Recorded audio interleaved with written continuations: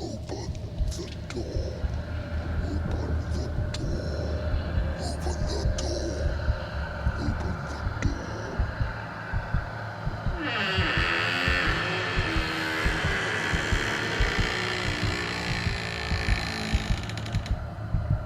Deeper Down the Rabbit Hole.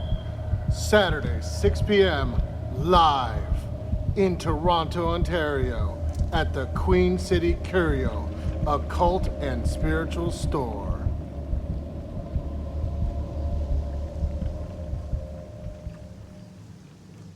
So we're here live in the studio. This is Deep Down the Rabbit Hole in season, I don't know what the fuck season we are. Or eight. 8, 9, whatever. Somewhere At this point, we decided to do something different for all of the Deep Down the Rabbit Hole. In fact, Damon talk over hot pot. People that demon together. And people who hot pot together. Stay together! So I had to have all the people here that were from the ritual are here still. And they're going to ask us questions. Even the people virtually, you can ask us any questions. So Flauros, which I kind of marked, sounds many names. suspiciously like Forest. We're just adding stuff to the hot pot. It's actually a real hot pot here. Oh, real hot pot. The Demon Flauros is Demon Prince of Fire. In the Dukan system, he's basically one of the 4 elemental kings. So you call to balance yourself out. When you summon the demon. It was fun. It was interesting. At first, it started kind of really slow. And then, boom. Then I went crazy. It got real interesting to summon violence. All that fire is just was like really slow. And then, light their souls on fire! Light their souls on fire! So it was like, then it got crazier from there. Generally the demons corresponded to Copper and Venus because it's a Duke in the Goetic system, but But even the colors, when I first looked when we were doing it, I was like, green for a fire demon? They use ceremonial magicians to overly complicate their correspondences in a way that may or may not make sense. Yeah. Sandalwood was the incense we used. It seemed to work, although this demon did seem to, in the classic demonology, did sort of want some blood to kick up the vibe. Which we had some technical difficulties because that honestly got me an acupuncture needle and I wouldn't bleed. So his needles are like and I don't know where our incense went. They have disappeared. They're in the back room. I know that. So next time we summon Demon Watch, we'll have some incense. And that's because blood is fire, is another type of fire in a way. It boil the blood. There's a lot of statements I thought about the blood boiling of the magician or the magical imbuing the blood with fire of magical fire, which is power to carry out will in the world. And I think in a lot of cases, the soul and the blood, there was references to there's a lot of references. Lighting people not physically on fire. Obviously, we're doing not a vengeance spell. We're doing an introduction, but a closer to imbuing the body with magical fire. Well, and that gets into the Promethean type of. Yeah, it does. Very much. Here's relight the spark. Relight it, get it going. I thought that was pretty interesting, but it did take a little while to sort of get the demon present while we summoned him. Most fire demons I could get almost right away. This one, was a flame plant. I've summoned this before, but it took a little time. But it is the middle of winter here in Toronto, so I think that's part of it. It's a little outside of its normal time. Yeah, that won't prevent you. Don't believe the haters. You can summon the demon just you fine. can call it doing whatever you want. Outside of the time, it's also night. It's getting cold. It's been a cold day here. So I kind of think that's and I had to sit outside for accidentally for 20 minutes in the cold. So maybe that all contributed to why I thought it took a little while, but it seemed like everyone it took a little while. And then boom. It wasn't like a sudden here's the demon easing into it. It was like, yeah. Human, I'm here. Hell yeah. Demon, hell yeah. Is that like America? Hell yeah. Oh, wait. I went there. So I thought this was a good demon. This is basically all the things we have if you watch our show, we're putting out these little mini videos. I think that was really good. The best image was still this AI generated leopard guy who's Mr. Business in a suit I thought that was just dead on. The leopard with the suit. Yeah. We'll kind of put a little picture of that up. But Yep. I thought it was really good. I thought that was a pretty good representation of what fire is. And this demon has so many correspondences and uses Oh yeah. that it's a little confusing. It's like love, courage, lust, vengeance, career success, power, like almost everything that's Yeah, good. you look at that, you're like, this is all good stuff. And it all comes down to that this is basically a prince of fire. And if you passion, you're good. You need to look more towards the camera. That's going to be fun. So, But yeah, if you have passion, all these things are much easier to actually get success. That's not the only route to success. You know, there's well, it's a nepotism. damn fast one. Right? There's nepotism and other, who you know. But this one is about your inner passion. And that's what this demon does. Lights that up and says, okay, get on that. Like, you got it, your spark, you got the flame inside going. Let it burn. Burn. Let it burn. And burn correctly, like as in you're making good stuff. Hopefully. But again, what else burns? Vengeance. Yeah. Vengeance. I mean, difference between passion and vengeance. Vengeance is still passion. It's just a flip of a coin. No, it's still passion in a way, right? You're so angry about something you're passionately hurt. Well, I must be angry at the chopstick. Let's open it up for questions. It's a general introduction for us.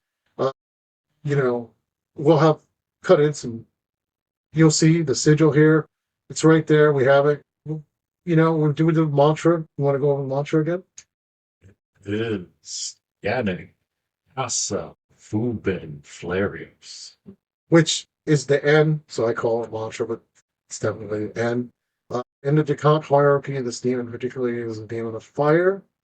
I'm trying to research this demon further. I think the second name of Flauros sounds a little too uncomfortable for me to as, so I'm trying to research that right now. Oh, and it's like they say it comes in as a leopard with Egyptian stuff with lions, leopards, all those type of cats. All the cats. All the cats, not only all the cats, felines. Not only just the felines, too, but fire being associated with the sun. Mm-hmm. Again, this could be maybe not the same version of the sun, which is usually falcon. Yeah. But again, the name is there, the fire sun there, the all splendor success. Yeah, the splendid success is there. There's a lot of similarities. I'm going to research vengeance is there too. I'm going to research a little bit more to see if I could kind of find a correlation. But the internet is sucker's bed. It'll take you down the hole, and probably some people say, sure, that's true, and some people say, no, it's absolutely false. I didn't particularly feel like the entity was like Horus, but it could be a variant. Could be a variant. Something there. A specific aspect. Yep. I didn't find that this demon, although it has a reputation for being deceptive, I didn't find that. I didn't find that. I mean, I think it comes down to how well do you play with fire. Right, fire itself is tricky. I think that's the nature of its deceptiveness. Yeah. We didn't ask it any questions. We didn't ask it any questions. About the past, present, or future, since our goal is to enliven the element. But I did feel like, fire itself is tricky, and maybe that might be it right there. Victorian-esque language around deception. Well, remember glamour is also glamour is to be fire too, but that's again the deception aspect there is an aspect of passion. Yeah. And fire. So I'm convinced that's partially Victorian language. Yep. So what do you make of the whole past, present, and future business? Well, fire is again most connected to spirit. So anything that's in spirit more, fire being the closest to spirit, is probably going to be able to tell that. But half the Goetia says they can tell you things about the past, present, and future. Well, but I'd be interested to see if it gets to pyromancy type. That's what I would bet. Yeah. I would bet this is about that statement is about pyromancy. And I thought that before the ritual, I double think that. Yeah. Especially. Divination by fire. Especially if that wind up and then boom. Right. Quite an illumination type of setting. So I would imagine past, present, and future actually is a form of probably pyromancy, like Zach said. But that is a testable hypothesis, which we will test. We will test. See? Any other questions? I mean, that's a basic introduction. Yeah, that's anyone from who was here in Zoom Spirit have anything to add? Obviously, you have to unmute a little. We'll repeat your question. Yeah.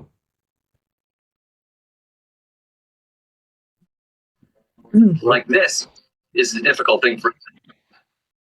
Okay. All right. No questions. I just thought it was interesting that when I was playing catch up, the that Lucifer would come in really strong as air, being air, and that the fire was more of like a show up and see what's going on vibe. I was just really struck by the difference there. I was catching up on my homework. Well, Lucifer, I think many of us have a very strong relationship with. So Yeah. this spirit, like I have summoned before, and it did show up and it was friendly. Yeah. Oftentimes we replace this in heresy with fire element with Satan, because it's also biblically very appropriate with fire.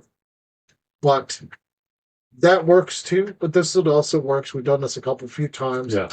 But yeah, I think if you check your energy systems, I think you'll find they're well cleaned out. Oh yeah. And that's the bad side too, where I think people could have problems with this demon if you're not used to fire energies, and if you're not used to like having a lot of energy in your system, that could provoke an anxiety response, possibly. Oh, absolutely. So you got to be mindful if you get that kind of response from the fire itself.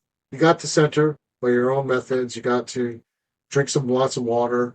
And kind of get the fire down in your system if it's too much for your candle.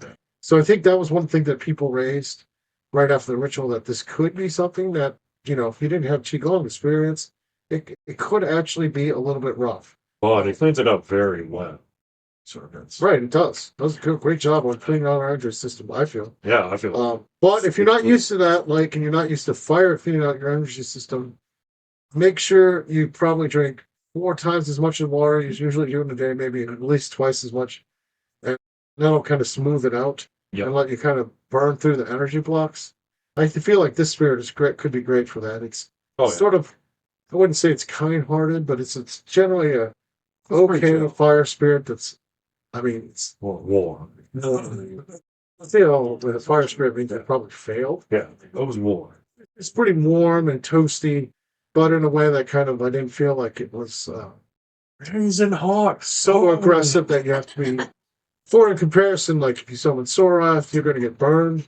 He doesn't care, either handle or not. This spirit's more wants to work with you and will help you kind of deal with the fire. So I think it was overall a great experience. Mm-hmm. So we had a couple questions. That was the biggest point that we raised. As you can see, we have Hotbot waiting for us. So if there's no other questions.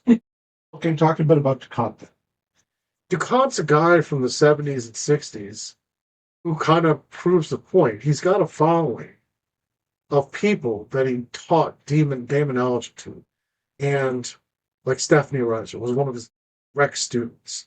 And some others were his direct students. And he came up with a hierarchy that was sort of, I don't want to say anti-Christian, but it really is.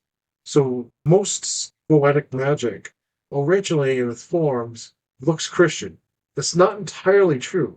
There are some grimoires where it looks more witchy, and we're going to cover some examples if you're in the Goetia version, which the link's in the YouTube video. Yep. But he came to a different way that looks more demonic, that focuses solely on the demonic process, without the Christian elements and without the Judaist elements, that frankly he found to be insulting for these entities who probably are nature spirits or god forms or other things from antiquity that got sort of bound by a corrupted name and put into demons. So he basically took an approach that these are intelligences of the universe, and as such, like we're demolators, like lovers of demons, because they are actually helpful spirits from humankind, which is in opposition to a lot of the Christian mysticism that view these demons basically with them and stuff. It's just a very different mindset that he was referring to about the entities that I think is probably more wholesome, not more wholesome, but at least less problematic. I mean, the minute you start chaining things of ritual or chaining things, you're going to have problems. It's just a matter of time. Nobody wants to be a slave. So basically, instead, he would put them sort of like, well, worship is a strong word, but it's more like worship, kind of placation, and what you do for other god forms. You kind of put it into a framework. The Dukan hierarchy is not completely correct, but it has somewhat different correspondences. The Goetia and somewhat different correspondences than the More. But a lot of those demons are part of this hierarchy and its training. I think the biggest thing he did was basically he just didn't like the Christian elements and wanted to contain it and to give these spirits a little bit more respect. Which I think is right. I think beating up spirits is just bad news. Like, unless you really have to, but I mean, Most of the time, you don't have to. most of the time you can negotiate or grow and kind of with them, not beat them up. And I think that's timelines might be wrong on that, but I think that's about when he was doing stuff. Like I said, he taught people, got very good results. So it's only a few people. It's like you don't hear Dukan's name too often. Yeah, I don't. Except in the Demonolatry circle, which has a mindset of maybe there's classic way of doing ceremonial magics with these demons not quite right. And in fact, a lot of people who do the classic ceremonial magic, but command you with the voice of God, they usually get some results and then have problems. Yeah. Eventually, and not too far after they do that. So Yeah. I think he was on something. I think that's what we're doing the Goetic immersion. Yeah. Although we're going to take some weeks and kind of do other ones too, so everyone sees and feels the different vibration. Because, like we said, we kind of covered this in the class a little, but for the podcast, like there's like 100 different versions of the Goetia methods, from witchy methods to the classic. You don't have gold, you go for a king, you can't do anything. Yeah. I don't believe that for a second. Like I've seen conjure versions of the Goetia. When people get the Goetia, in Haiti and in South America and other places, I've seen versions that work just fine, and I've seen versions in European witchcraft that they don't have gold either, and it works fine. They get the anime Asian viewpoints of it. Oh, Asia. Goetia in Asia is definitely having a huge upswing with these anime-esque characters that are not always correct. Correct. Like they just use the name, but sometimes a lot of times they are correct, which is actually kind of weird. And it's funny because it's certain demons that keep popping up, and It is certain demons that have gotten under people's skin in Japan. That's true. Like I think, Dokian, Payman, yes, Asmodeus, they got under people's skin over there. Or they're making pacts with the artists. Who knows? Lots, so. Very few technically correct, although some. Yeah, some of them are right. Some, not some.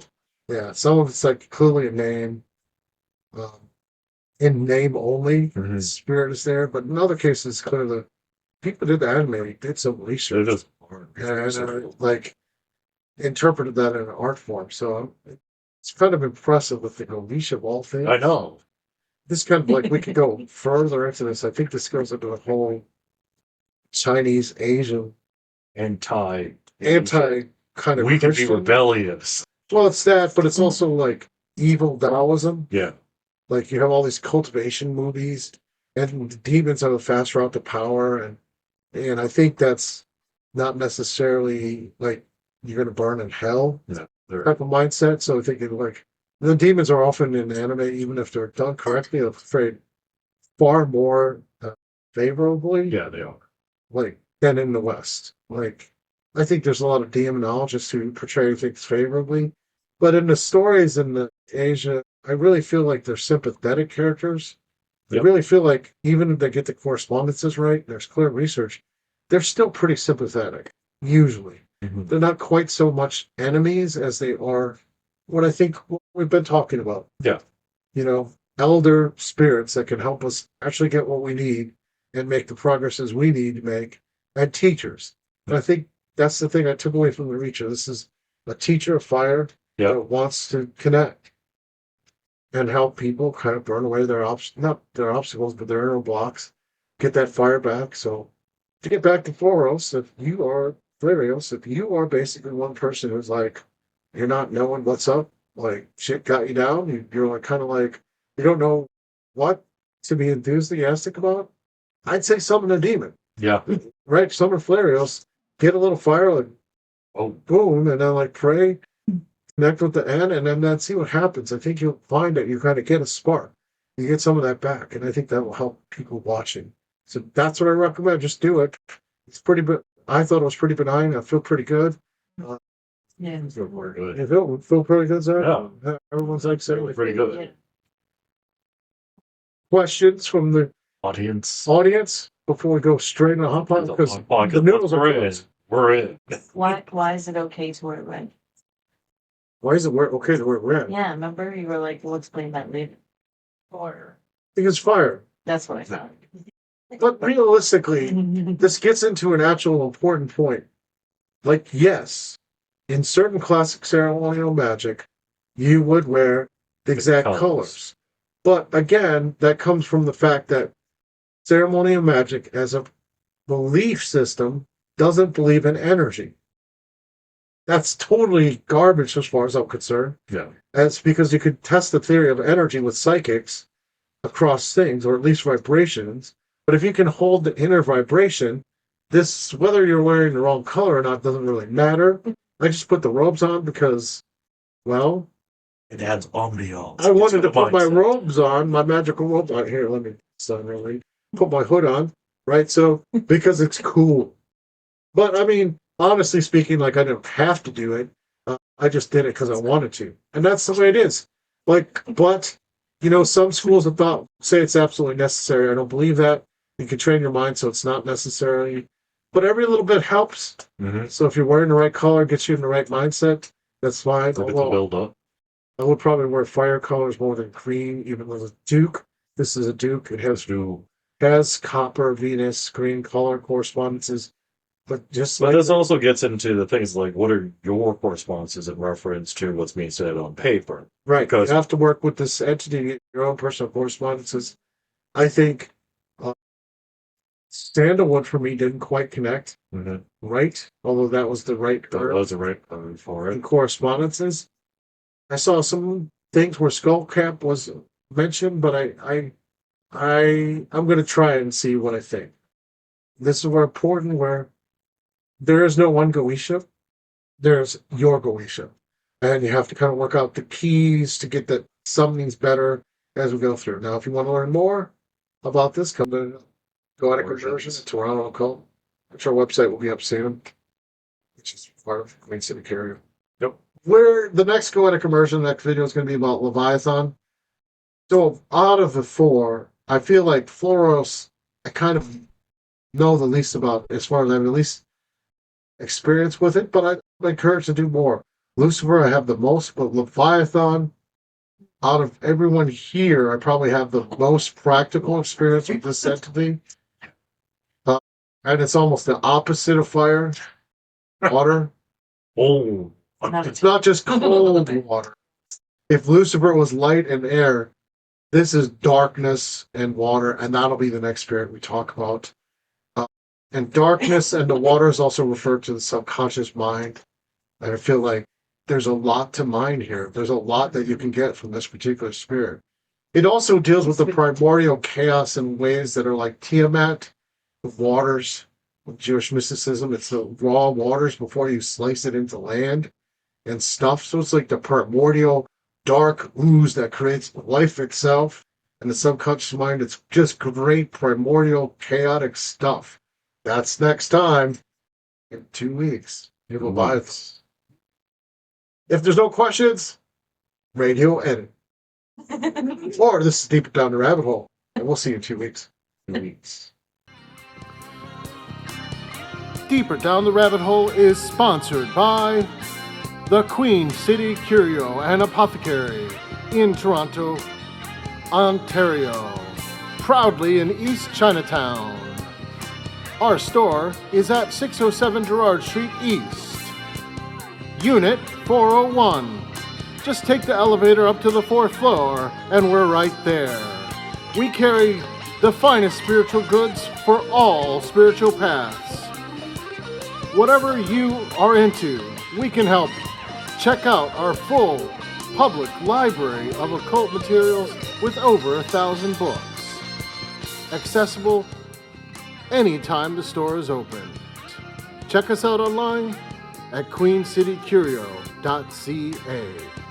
Be sure to leave a wish at our wish shrine right outside our door. You never know, it may just come to pass.